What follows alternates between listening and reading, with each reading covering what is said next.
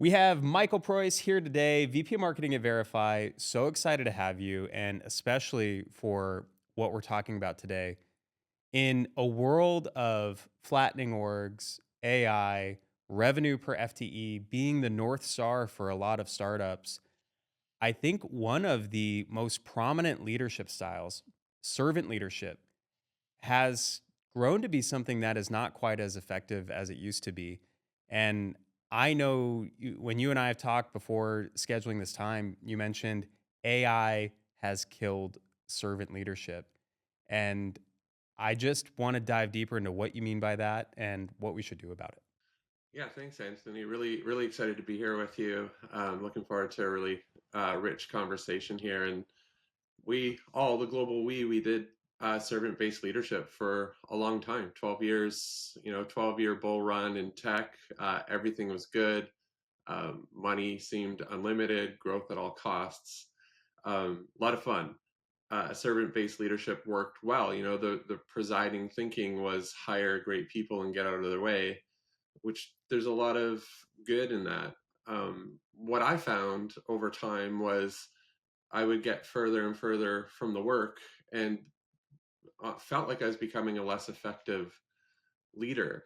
And while I do think AI has killed servant based leadership, I think it was already on the ropes once the 0% interest rate era ended. Money started becoming a little harder to come by. And as you're mentioning, a little bit more criticality around revenue per FTE, and making sure the money that companies are spending are leading to outcomes that are good for the business. So it's hard for me to deny, where we're at now, where we need a lot more accountability. I believe that we've moved from, what is it then if it's not servant based leadership? I like to think of it as active leadership. Leaders need to be leading from the front. Leaders need to be embodying a belief that there's no job too small. Leaner teams, the thing I think about with servant-based leadership as well, to kind of wrap up the thought, is if we're going to apply servant-based leadership in a world where AI is becoming more ingrained in the human AI collaboration and go-to-market and sales, um, AI doesn't have career aspirations.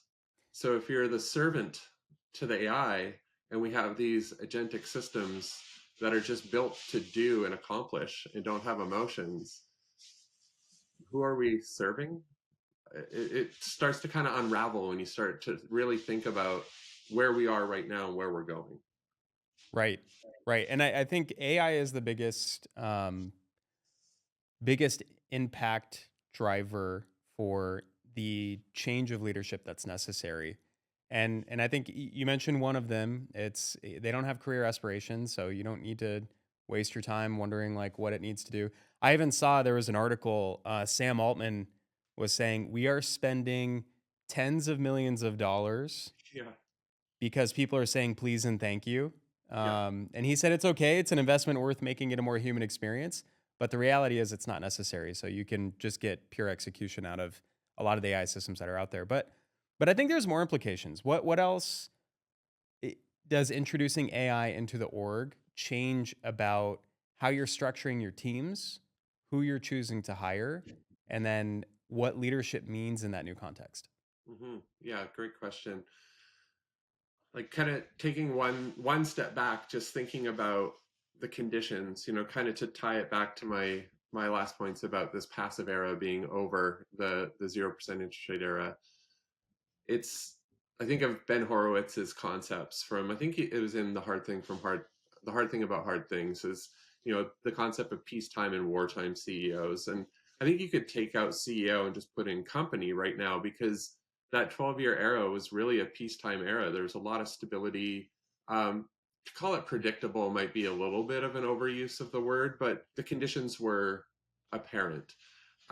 Whereas now I do truly think that we would fall into that category of wartime CEO or wartime company. And, it's aggressive language, and we're working in business and people aren't necessarily dying. But, as we were discussing earlier, it is important. Work is important. We care about what we do, we have purpose. So in this wartime era, really it's speed. So when I'm thinking about my teams, which I've built, this will be the fourth team I've built in my career. Not really what I intentionally set out to do, but you look at patterns over time. I built a team of my own agency. It was more of a like digital design kind of e-commerce agency.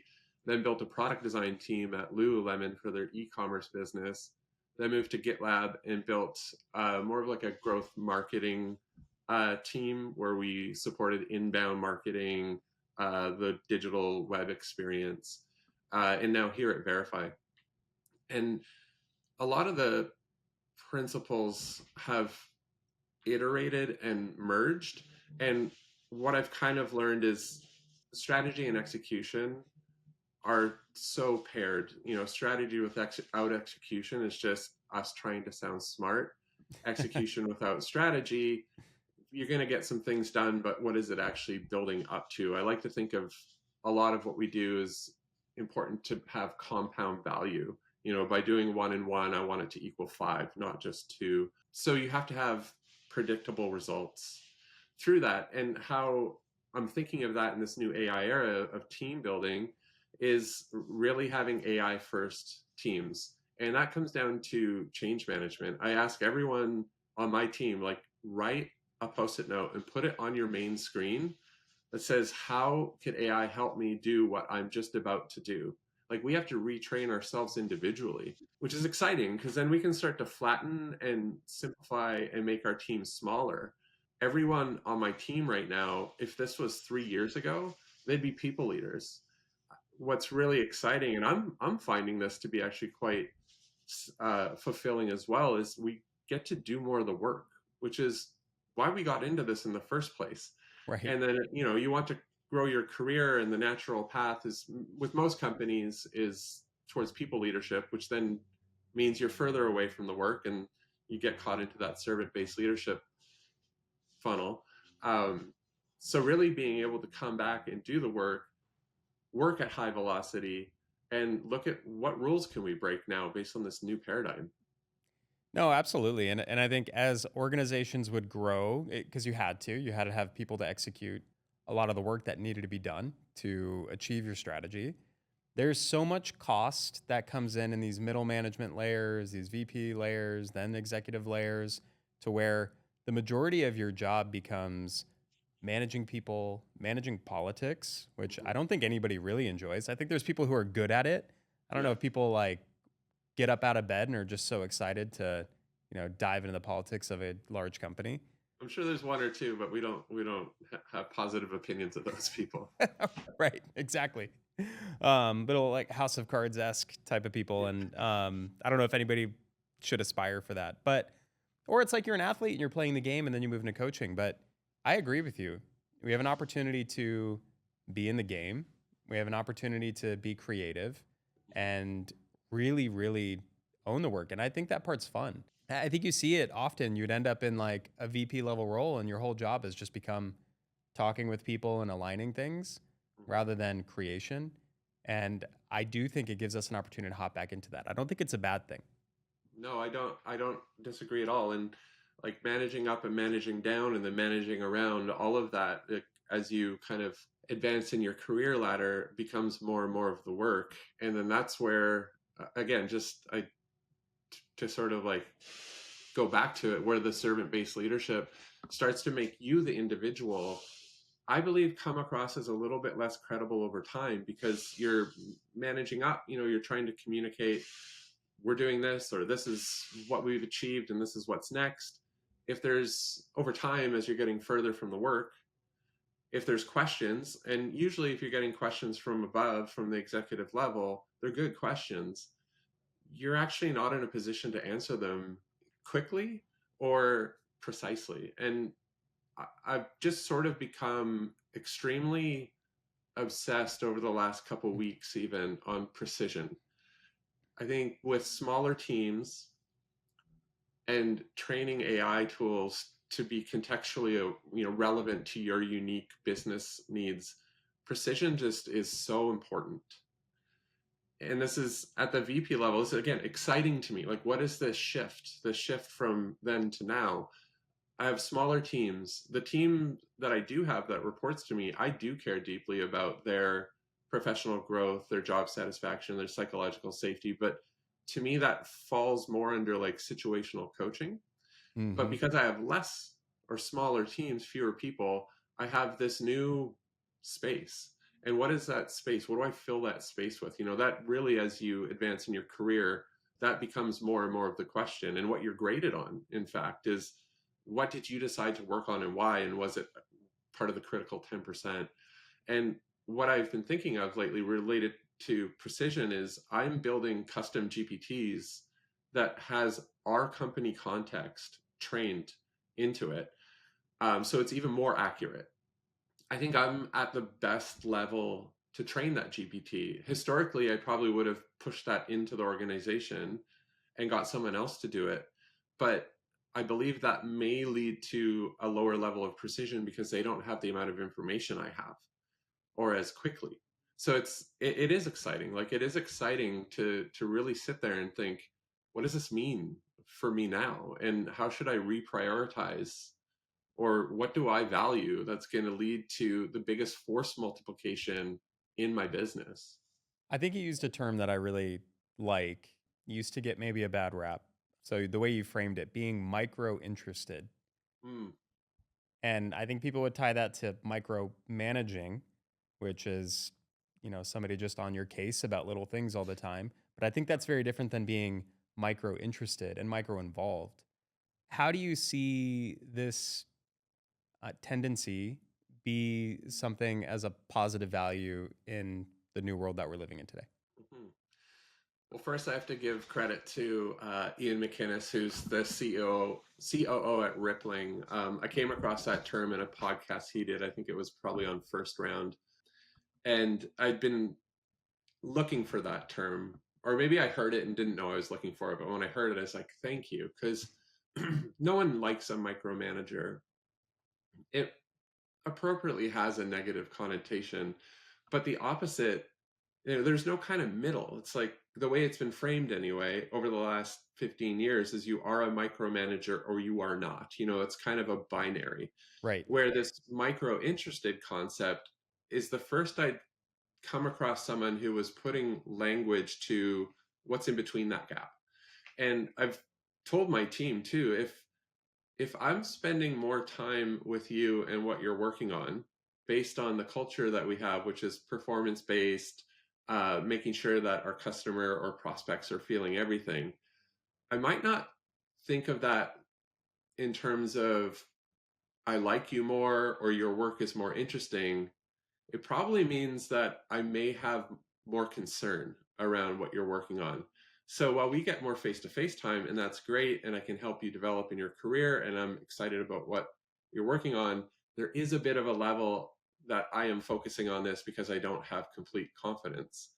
So that's how I kind of define micro interest. With work that I have trust that's going on, I probably was micro interested in the past and was able to come in and coach and correct.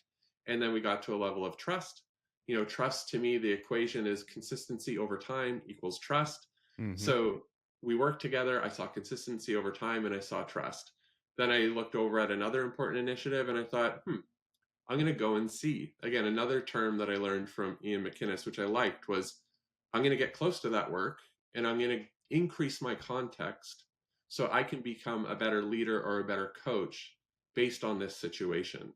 So I think that micro interested is important because, at a more senior level, you can't be interested in everything all the time. You only have so much time in the day, but it's a nice way to kind of go about your org, make sure that you have a decent amount of context and then gain trust and move back out of it and let people have that autonomy. And I think it's just a nice teamwork dynamic. Like I have not had any negative feedback on it, and I seek and encourage my teams to give me all feedback. So to date it's been good. I'm sure I'll get it wrong soon or have got it wrong and people just aren't being rude, but I think it is important. No, I think it's important too. And I think it comes with the intention.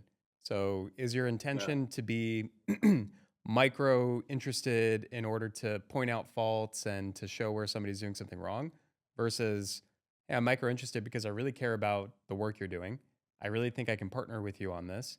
And I think I can enhance your craft and skill in this area. And I think it's really common. We see it in other contexts. If you have a uh, music teacher, if you have an athletic coach, they tend to spend their time with their best performers, not their worst.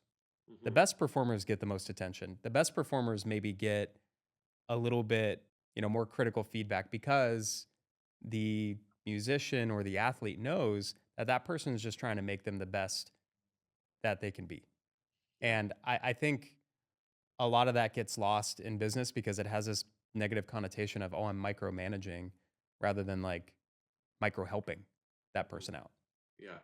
I've come across actually business leadership training too that, it's a, now that you bring that up, I'm like, yeah, I got to remember that. So again, uh, these conversations are so valuable for both of us as I've come across that training as well. Like it's usually the people who need the most help that leaders are focused on, when in fact, if you are a strength based organization, you should be spending more time with your top performers.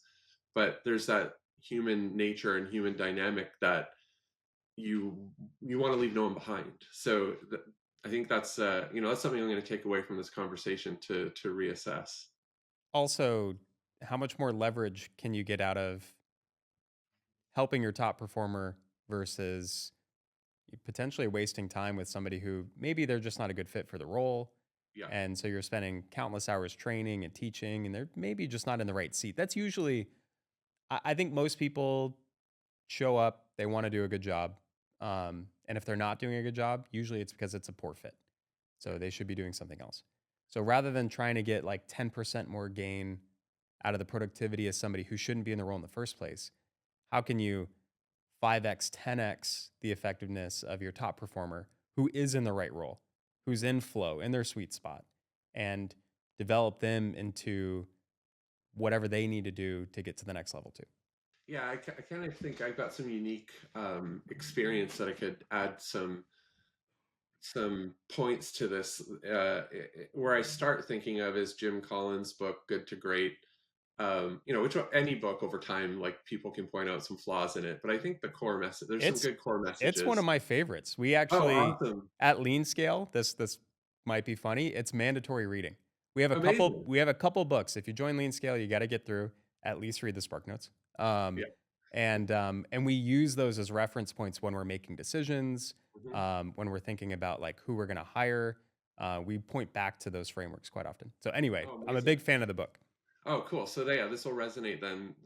I think this will stand and will continue to stand. His concept of your business as a bus, right? Like Hmm. you get on the bus, you look who's on the bus, you assess. Some people need to get off the bus. With those empty seats, you think about who should be on the bus, and once you have the right people on the bus, you now can get to your destination.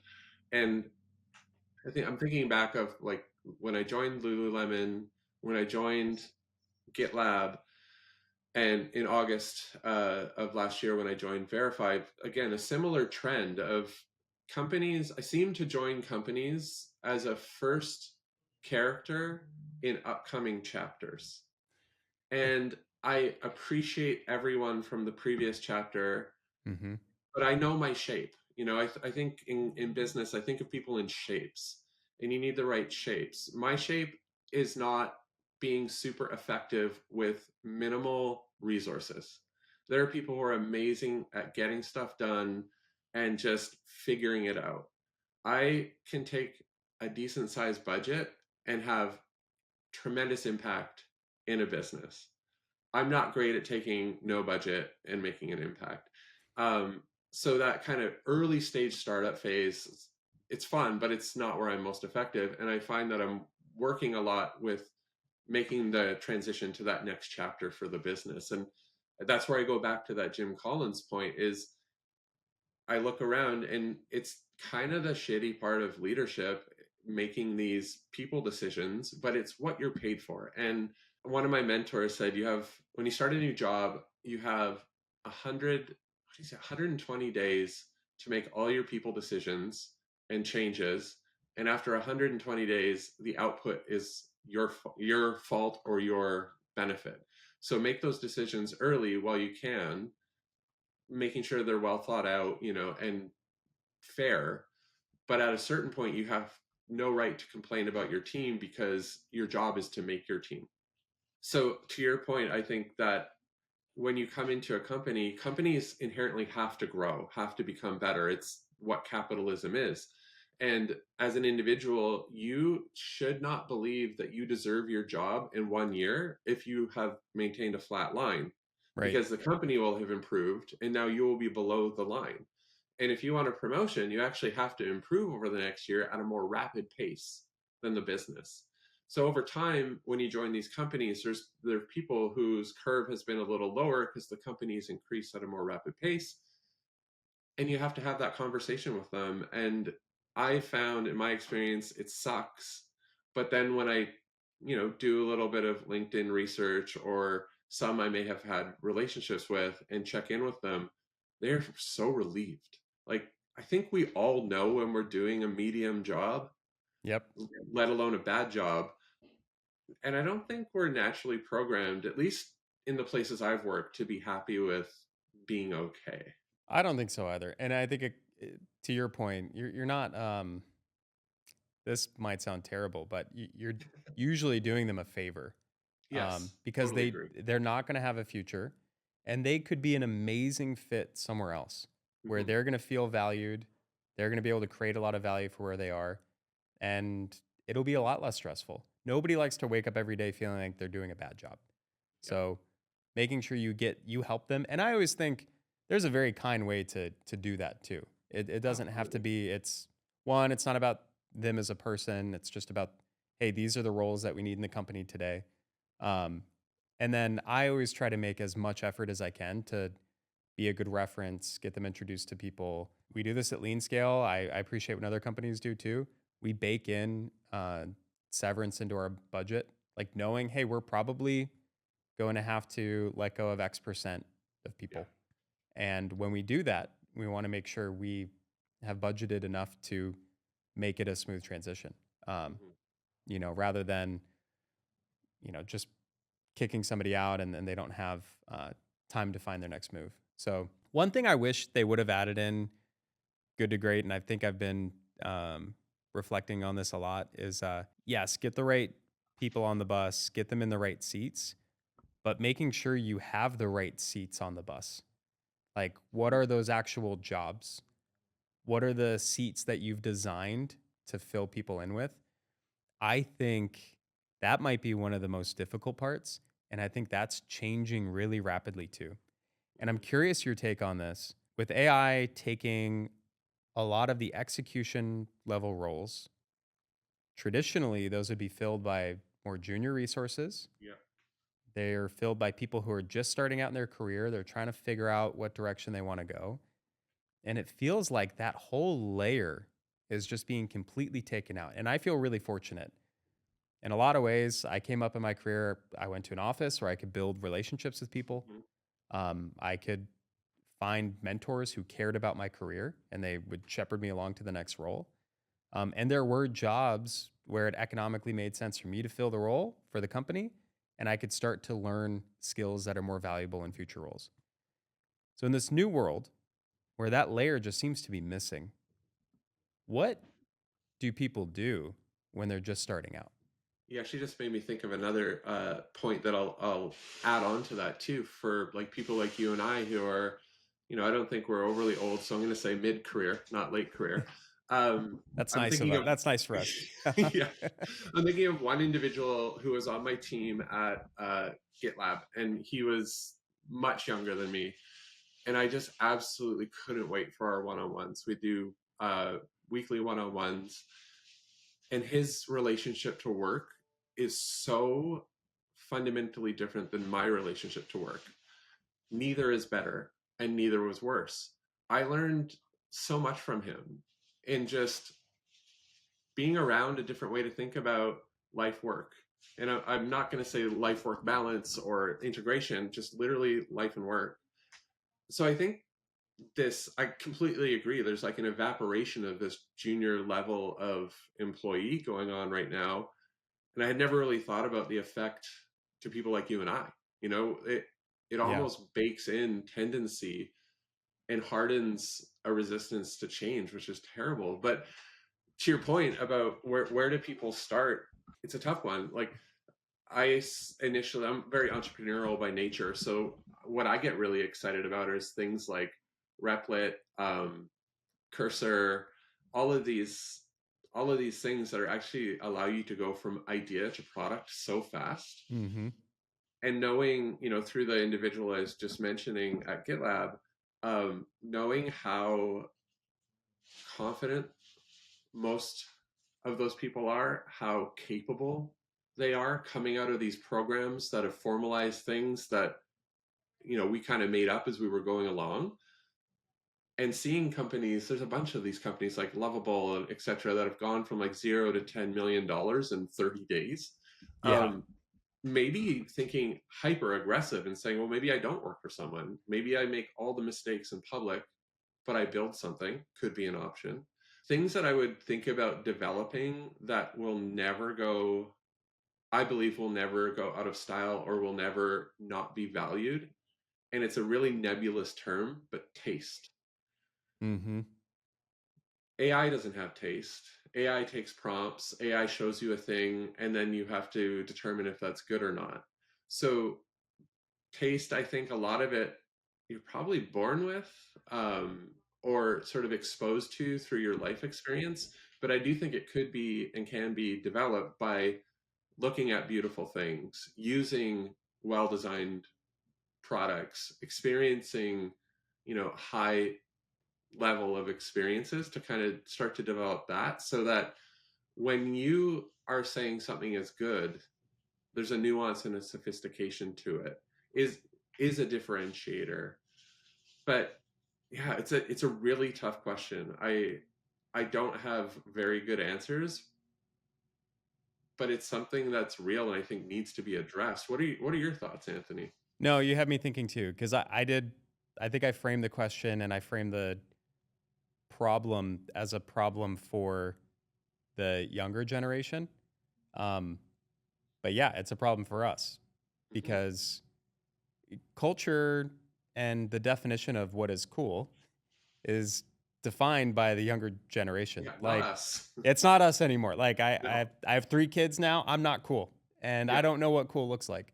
Um, so I tend to make sure I have, people who are plugged in and get their perspective on things. We may have a lower expectation of what a UI or user experience should be just because we're used to so much worse. Like, hey, this is probably good enough. Whereas somebody who's, 18 to 22, they're like, this looks like a dinosaur made your software. Yeah. Um, and having that taste, I think it gets harder um, as you've been hardened as you grow through your career. So I'm thinking, you're having me think, how do we also stay in touch and find ways to get plugged into different generations Mhm. um, without like just completely destroying that layer for ourselves too Yeah, and it's like staying how connected? do we ensure that virtuous cycle is still baked in? Yeah. I don't know. Because before you would have, okay, we have these roles, economically it makes sense. And by the way, we get to stay plugged in. I think we'll have to find a way to incorporate bringing in junior roles and staying connected across a few generations. Um, and we'll have to make economic sense.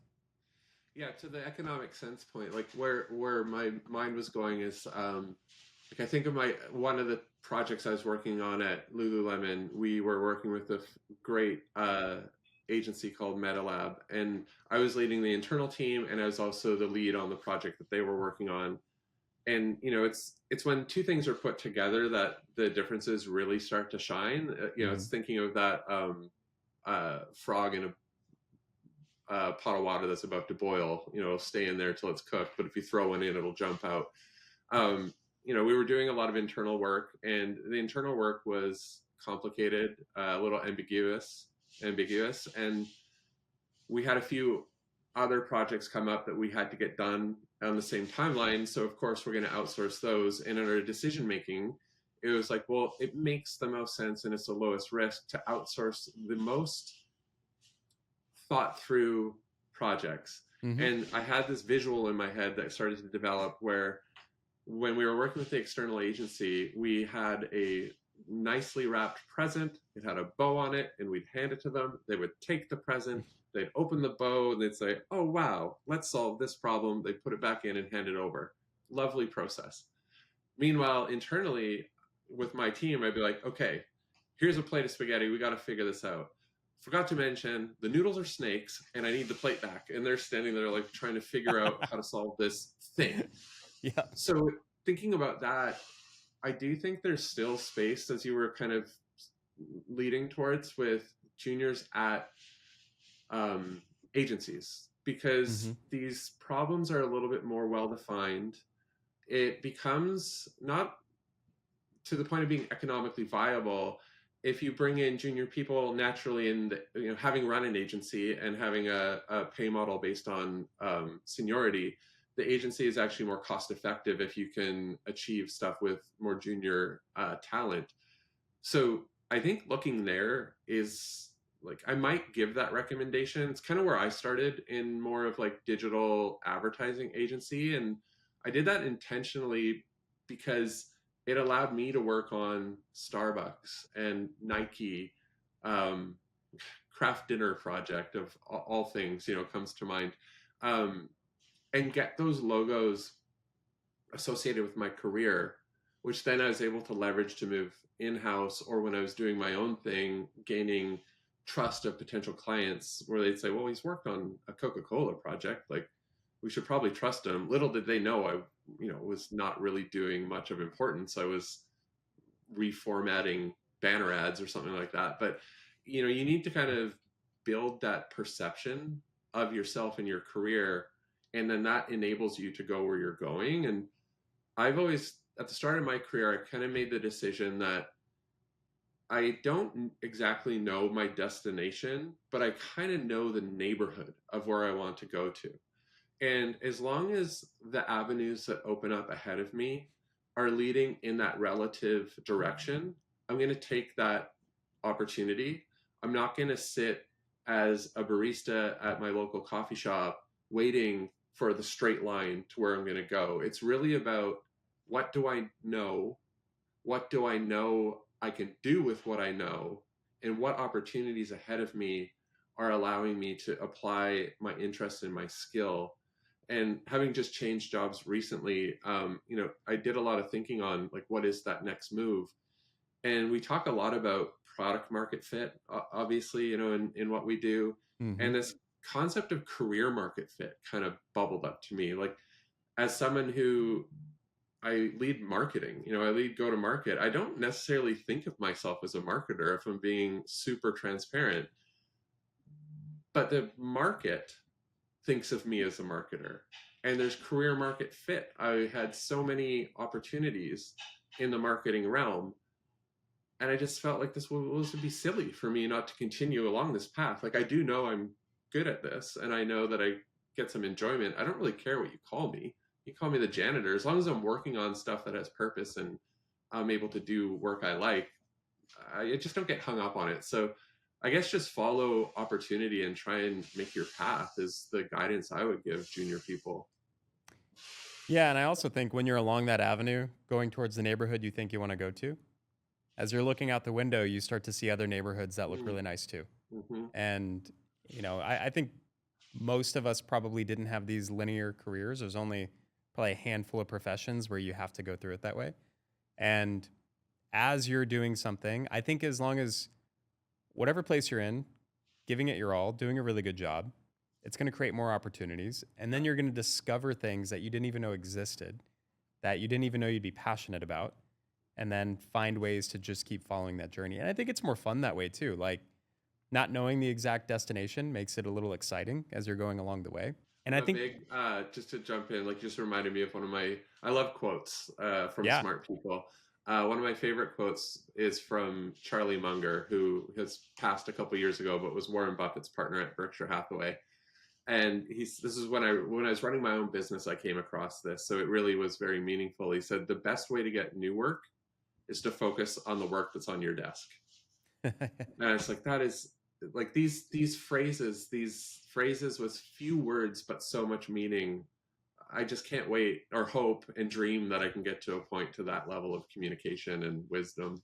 That resonates with me a lot because if you don't do the work that's in front of you, that's meaningful in the time, you're not going to build the trust with the people Yeah. that will create it. No, it makes a ton of sense. And I think tying it back to what should somebody do starting out early in their career, I do think the agency type of model, I don't think it's actually fully taken shape yet. And I don't think we've experienced all the market and external conditions that are pushing a lot of tailwind there. Hmm. We're talking a lot at Lean Scale about the new lean startup. So everything that, you know, the Lovables and the Cursors, those companies that are going from 0 to 10 million in 30 days, they're not doing it with a lot of people. Um, but they do need partners, Yeah. and they're going to outsource. I love that. Like, here's a present. As you were saying that, I was thinking of it as like puzzles.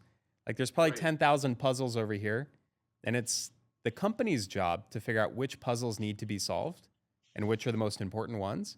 But then you could take the puzzle box and have somebody go build it. Yeah. And I do think that's a good opportunity for somebody just starting out. They can be given the skills, define problems, and then just make sure that they can execute against it. And then it will give them exposure to different problems. And then they can hop into industry later. Um, Hmm. but with remote work, I know this is old news for a lot of people, but I would not have been able to start Lean Scale if I wasn't a remote worker. Right. It just would not have been possible. It would have For been what reason? such a barrier for Yeah. me to do this. Even, um, hopefully my previous employers aren't listening to this, but doing work on the side during work hours, like if I was sitting in an office, I would not have been able to do that. Right. Um, Totally. and I think there are going to be a lot more people taking the leap, and it's easier to build teams of specialized resources when you're in a remote world. So I think agencies are going to grow. They're going to pop up all over the place, and more people will do it. And it's going to be a bigger percentage of the workforce where I think we can funnel in those people earlier in their career where they can get started in some path and find their neighborhood along the way. Hmm. Yeah, I completely agree. And I think, if I had any advice for agencies, having been on both sides of it, um, like I've been internal for a while now, and I'm just talking through I've got a few agencies I'm working with, and every time they show me a price to achieve something I want to do, my first thought is, oh, I can get that done and all these other things done in the same amount of time by just paying a little bit more money. Now we're in a fortunate position where we're in some pretty rapid growth and Hmm. have healthy funding, which is the conditions I look for. Healthy funding, cult-like kind of followings.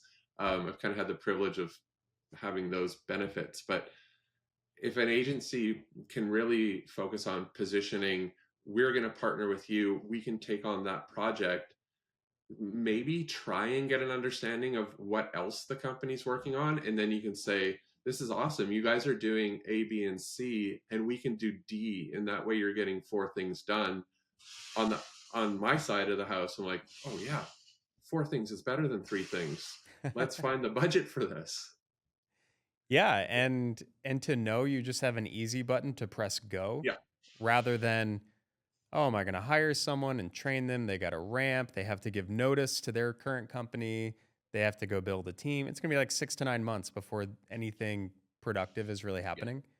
Um, no, they have to be able to do that. And I think previously, I think a lot of agencies were very solution focused, meaning they would create a solution for a very specific problem and see who has all those problems. I think Mm. we have an opportunity to have agencies be very customer focused. It's Lean Scale's approach a little bit.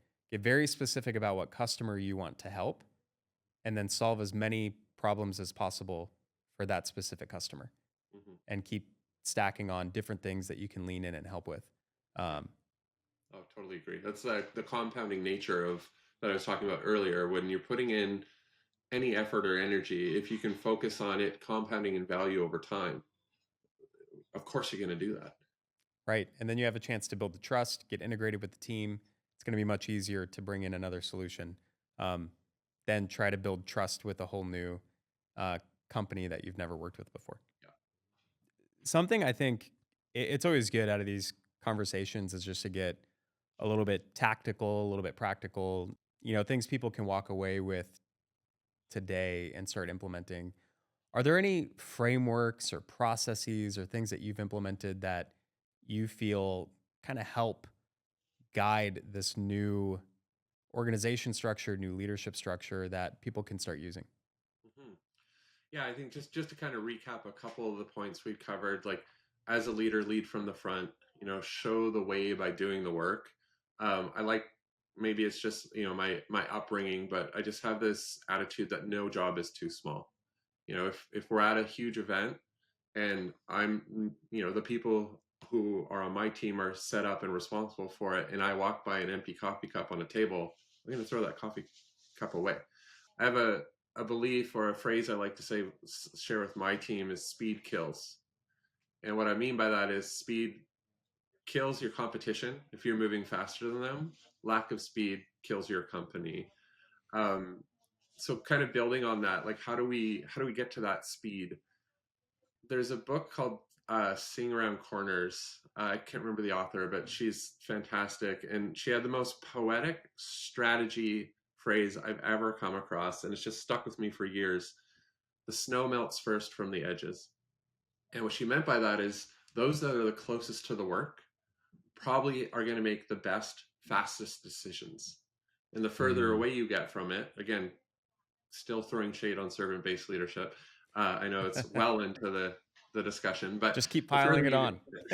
yeah, the further you get away from it, the more firm and cold the snow is. So I really try and focus on that transparency and how can I establish frameworks that allow people on my team or teams of teams to have autonomy and information that allows them to make decisions quickly that I think will be actually accurate. So three frameworks that I'm finding are hyper effective is first focusing on quarterly OKRs, so objectives and key results. Set your plan. You've got 3 months in a quarter. 2 weeks before that quarter, you should have a list of aligned priorities that you want to get done that quarter. And that list will probably be too long. There's too much work in there. And then you have to draw the line and say, okay, we can get everything above the line, we can get done. Everything below the line, we don't think we can get done based on the capacity we have on our team. That leads to a very rich conversation with the people who have work items below the line, where you're not the one who has to say, we're not doing this. You can say, okay, we think that project X is of a higher priority, and this person is leading it. Your project is below the line based on our assessment. Why don't you go talk to them and talk about maybe flipping that? Because all I want to do is work on the most important work. So if you want to jockey for that position, you have the conversation, then let's have a conversation about reprioritizing this list. And then you want to bake that in. And the whole reason I say I do this is to enable me to say no with kindness. Because within that quarter, someone's going to set their hair on fire and say, this thing's the biggest thing. We got to do it tomorrow. And I can say, okay, understood, but we have these things on the go. Is it more of a priority than these? And most of the time you'll say, oh, actually, no, it's not. But you also want to build slack time into your plan. And I don't mean slack time as in the app, just literal slack in the process, so that if something does come up, say it's from the CEO, which happens all the time, um, you can say yes to it and bring it in. And you have both consistent velocity, predictable velocity and results. And then you also establish a perception or a reputation that when important things come up, you can execute them on. Yep. So then going one level deeper, how do you actually execute and consistently deliver on that quarterly plan? And leading go to market, which is both sales and marketing at VRIFY, I truly believe there's creativity in sales, and I know there's creativity in marketing, and I know that creativity with a deadline means nothing ever gets done or doesn't ship. I'm always hypersensitive, especially in the marketing side, that we create this tower of marketing excellence that no prospect or customer ever feels. So, how do we kind of lower that and make sure we're constantly shipping? Is a 2 week sprint cycle. Again, I did 10 years of front end engineering, so it's kind of baked into me, that way of thinking. But I kind of have just like a really simplified agile process that's kind of merged with Kanban. So a to do, doing, done process. We have minimal meetings. At the start of the sprint, which is 2 weeks, we'll meet on Monday. As a team, we say, okay, in the next 2 weeks, by next Thursday, I'm going to achieve these things. And we align like, yep, that makes sense. I get it. That's cool. Do you need me for anything? Do I need you for anything? Okay, let's bake this plan in.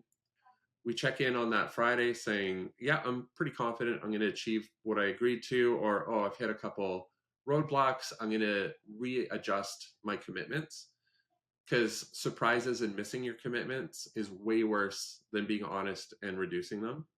And then the following Thursday, we do 2 meetings. We do a sprint review. So we get to share and show what we had accomplished. And to me, this is the pinnacle of teams I want to lead and be on. I want to be sitting in a meeting and seeing someone I work with on my team present something and make me feel in my bones, that is awesome. I need to make something that awesome. And then the next sprint, I want to be the person that inspires the rest of the team. And then we follow that with a sprint retro. Very simple. What went well? What could have gone better? What are we going to do about it? And then the following Friday, it's a little bit of an old school idea, but I just save that as 20% time. Work on something that you think is important, that maybe it's aligned, maybe it's totally random. I don't know. You're smart. You're closest to the work. You're the snow that's melting first. Work on something awesome. If I find 2 or 3 sprints in a row, you're just getting caught up on your sprint, I'm going to be a little annoyed. Maybe we should just reduce what you're committing to, because I need that special time. Like, I need you to do and apply your gift, because something's going to come out of it that's going to be amazing. And then the last thing I'd share in terms of framework is monthly meetings for the entire company. So we started as a monthly marketing all hands, but it'll expand into a sales all hands. And it's really just to share with the organization, what have we shipped since last month? And this is how I put the urgency and responsibility on my team to ship stuff. Don't just make it internally, make sure it's shipping. We have this public forum with the entire company. Everyone from the CEO down joins. You want to make sure that you are sharing something that you shipped. That's going to be really good for your visibility and your career growth. So I think starting with that quarterly OKRs, to the 2 week breakdown, to the monthly sort of proof points, it's been working really well. I've done it at GitLab previously, and I've implemented it here, and I like it. I can see a lot of visibility and progress. I think it makes a ton of sense. I agree with everything you said, just giving a big plus one. And one thing to add, it's for so I sit in founder CEO position, and we do the monthly meetings. We also have a quarterly offsite. Oh, cool. Um, so normally it's like, hey, let's check in on our OKRs, let's check in on our strategy and make sure it's still a good fit for where we want the company to go. And I don't want to show up to that meeting without something to share with the company. Mhm. It's pressure on me to Yeah. build as well. And it's not for career advancement necessarily. It's just to, human nature. Like I Yeah, want it's to, accountability. yeah, Yeah. accountability, and I want to show up for my team, and I want to make sure that it's worthwhile, and make sure we have a vision that's worth following, and we have a mission that's worth going on. Why are people working some nights and weekends, and why are people pushing in extra effort? Hey, because what we're doing is worth it. Mhm. And having that quarterly offsite forum, puts the pressure on me to make sure that we keep that mission and vision crystal clear, and I have a audience and a forum to go deliver that. So Which brings us back to that point about precision. Like this is, I'm getting hyper obsessed with just precision. You know, words have power. Words, like phrases, have power, and the more precise we are as force multipliers, the more effective your organization as a whole is going to be. absolutely. And it's hard. It's harder to make things, more concise, make them shorter. Yeah, It's an art, something, it's the I'm personally Mark working on. Twain quote: "If you wanted a shorter letter, you should have gave me more time." That's right. That's exactly it. But I think these frameworks really help new age of company building. It is more it is wartime in a business context. This is not, there was a nice fundraise, grow, multiples on SaaS companies were great. Acquisitions were not imminent, but more likely to happen. Mhm. Now you have things that have completely commoditized a lot of tech. There's so much effort to put in. VC money is not flowing around like it used to. So only the really, really effective, productive companies are going to survive and make it Yeah, to that next level, let and alone be profitable. great. Yeah, and profitable. Like that was the biggest shift, was so many non-profitable companies getting acquired or going public at massive multiples. And then overnight it was like, no, that's never going to happen again. That's right. It's not allowed anymore. Michael, this has been awesome. I've learned so much. I know people listening are going to walk away with just so much rich, actionable frameworks and perspectives. Um, Before we wrap up, I'd love to hear, you know, you've had such an interesting career working at big brands, Lululemon, GitLab, so many interesting roles, starting as an engineer. Um, what are you working on now? What's exciting about the work you're doing now? And also, maybe how can people get in touch with you too? Awesome. Yeah. So yeah, I'm with VRIFY, joined them in August, and I was really looking for verticalized AI in a niche industry. It just made sense to me. It made sense that that's where I should be. You know, I don't want to be the cliche phrase is I don't want to be raising faster horses at the turn of the 19th century in Detroit. You know, Ford's going to eat my lunch. So at Verify, I lead go to market. You know, have got brought on to build the marketing org, and now I've kind of planted my flag to let everyone know that marketing without sales is just promotion, and that's not really what I love doing. I love growing businesses. Um, so we're going to build an ABM sales motion, account based marketing, because we have a fixed TAM and it's more of a spear fishing model than net fishing. We recently released to the public Dora, which is our AI assisted mineral discovery platform, and it puts the power of AI into the hands of geoscientists. We're in love with it. It's becoming incredibly effective. It redefines how mineral discoveries are made. There's just facts in the world that'll kind of blow your mind. Like less than 1% of mineral exploration projects find anything economically viable. Oh, Meanwhile, we wow. have like precious metals, minerals, commodities, gold, for example, at all-time highs. The companies looking for these valuations are at all-time lows. So there's some lack of trust in capital markets in these companies' ability to find them. And that's what our AI tool does. It goes through existing data the companies already has, looks for correlation based on previous discoveries on properties you already own the rights to, and finds the conditions. Okay, did you find gold here? And you know it because you drilled it and you brought it out.